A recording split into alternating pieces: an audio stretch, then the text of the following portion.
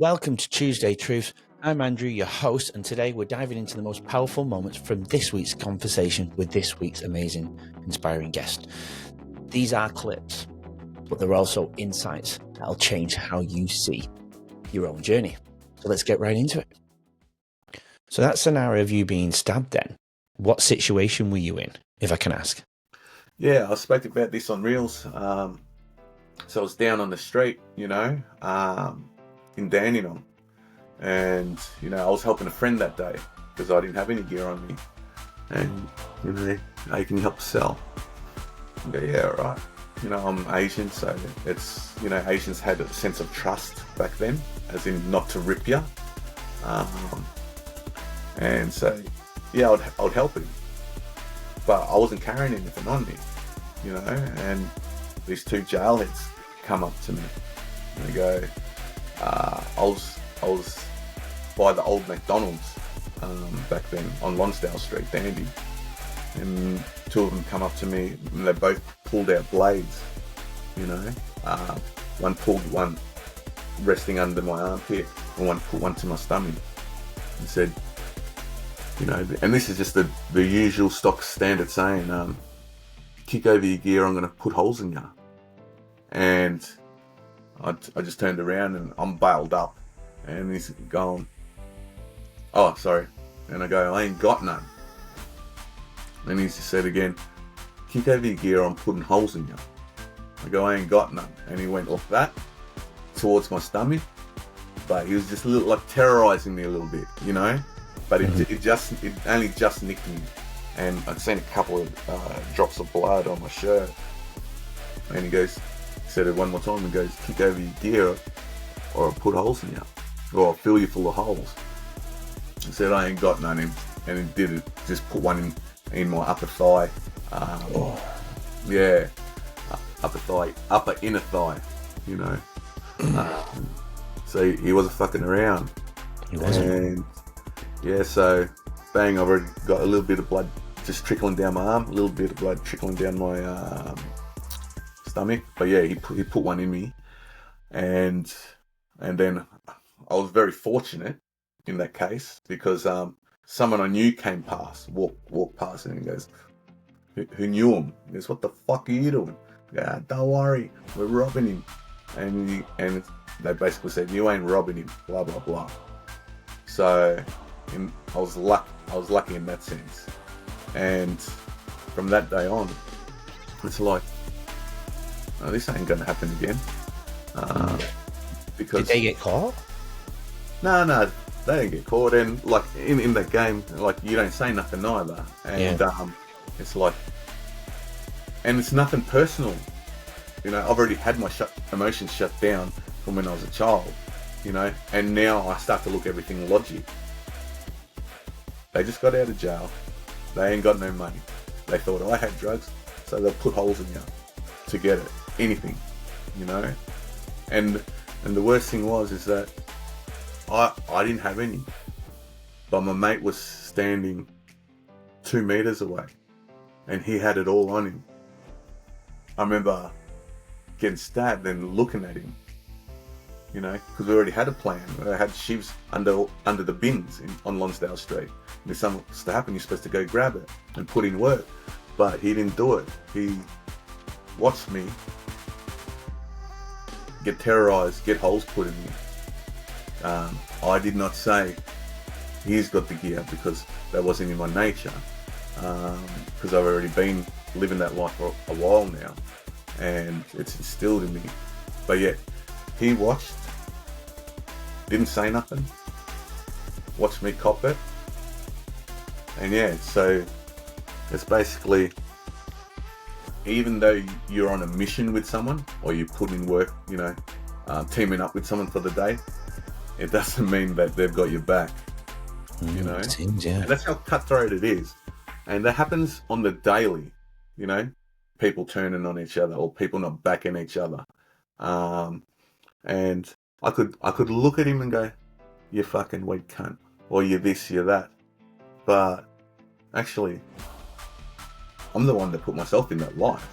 Yeah. I got no one to blame but me. That's only with reflection as well. because it's so easy to blame the other person, this, that. But if you look at the bigger picture, I put myself in that light. Yeah. And everything that came along with it was inevitable. What I take from jail and the learning is that majority of the people in there do come from broken homes. Yeah. Do fall into addiction, and their self-identity revolves around the drugs, and that's what gives them purpose. And that, I guess we all been trying to feel part of, because I see it the same way in the jail. Everyone just got forming in their groups for the same things we did in the street, for protection, to feel part of family. Because now we cook together, we train together, we have each other's back. You know, for some people, when they're in jail, that's the closest thing to family they've got. So they have that attachment to it. That's why, say for me, during that period of my time from 18 to 25, you know, when someone gets in trouble out here, they go, oh, he went away for a holiday. You know, because I was in and out from age 18 to 25, from the juvie system to the adult system, it felt like that was my life. And then when I got paroled, that was my holiday. And then when I'd come back, bang, now you're back with family, surrogate family, so to speak. Because that's when I feel like brothers, you know, because my brothers, I grew up with brothers that were 10 years older than me, had nothing in common, never kicked a fucking drop punt to each other before, you know. But with these guys, they were with me through my growth, you know, from, oh, I don't know if I want to go to the gym, to fucking, come on mate, fucking who's buying the protein powder, you know, through that healthy stage of my life. And, you know, I took away a lot of things from jail, you know, also a lot of positive things. You see how different cultures structure themselves. I mean, like with the Asians, it is like, you know, as a sign of respect, you know, like older brother, you know, older brother, uncle, this and that. And our community's different, where we share our things, whether it be noodles, whether it be smokes, whether it be drugs, whatever. We all put in, and that's the sense of community, and the helping of others.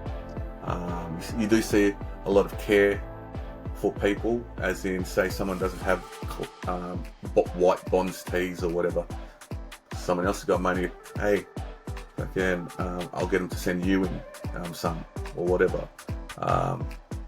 Just these subtle little things that you wouldn't think, but it's there.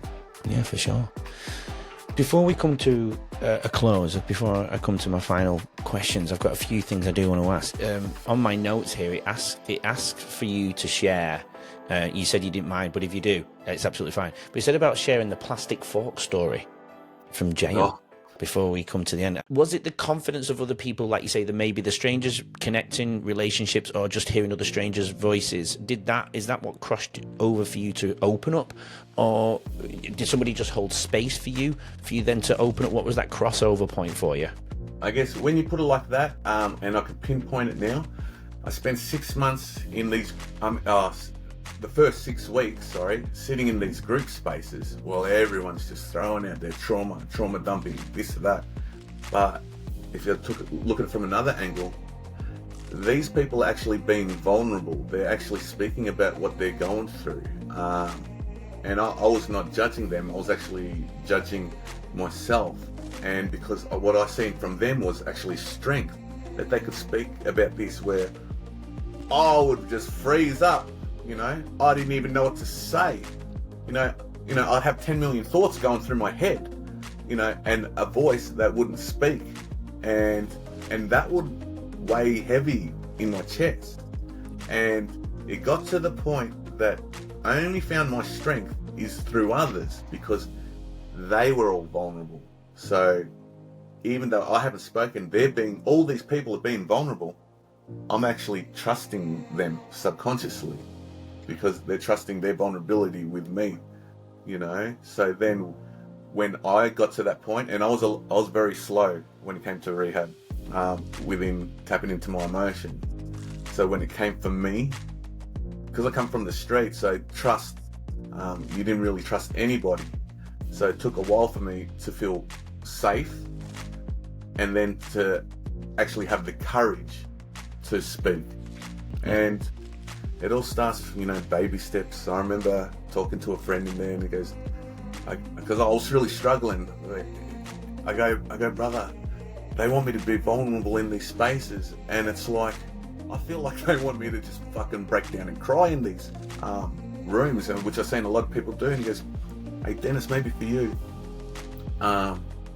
maybe being vulnerable isn't that. Maybe being vulnerable for you is just telling us how you feel. You know, what did you do today? And that's how, like, my conversations up to then was still, hey Dennis, how you going? Yeah, all good, bro. How are you? Yeah, I'm alright. That was it. I did not have no depth, because in the culture of drugs and crime, you do not go into depth. Everything's superficial. Everyone's, you know, putting up a front for this image, you know, and to be in a space where that's broken down, that's key. That's key. This is the podcast. I'm picturing the recovery room. That's essentially the podcast, but between you and I, and hopefully everyone else. Seeing you vulnerable tonight, me to a certain point, I've been very open on this anyway, so I've definitely been showing my vulnerability. But that's exactly what it is, isn't it? It's creating that safe space now in a virtual world for everybody else to go, wow, that's powerful shit. If he can do it, why can't I? So hopefully they're Dennis sat there going, well, I can do this too, right? And that's the power in the journey. What you just witnessed is only a snippet of our amazing conversation this week. This is what Leading Our Own Way is all about. Real stories, real transformation. If you're watching this before Wednesday, part 1 dropped yesterday and part 2 releases tomorrow. But if you're already here after Wednesday, all parts are available now. Head to YouTube, Spotify, Apple Podcasts and every other major platform and look for the numbers on the bottom left-hand corner of the episode's covers to start with part 1. Trust me, you don't want to miss this incredible journey.